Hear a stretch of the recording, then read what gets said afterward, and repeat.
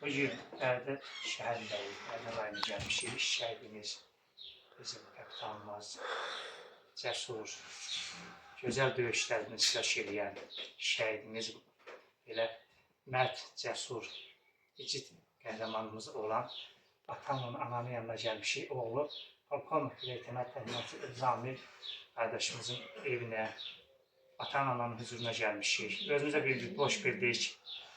Bugün ayın 30'u 6. ay 2025-ci ildir.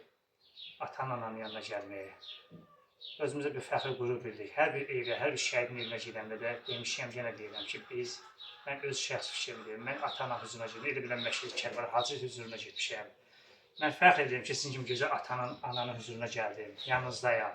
Allah sizə səbir versin, sizin ocağınızdayıq, şəhid qardaşımızın evindəyik.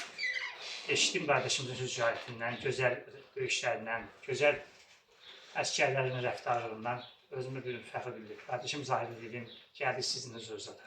Allah sizə səbir versin, Allah sizə dəyməsin. Sağ olun, Fuat kişi, çok sağ olun, hoş gelmişsiniz.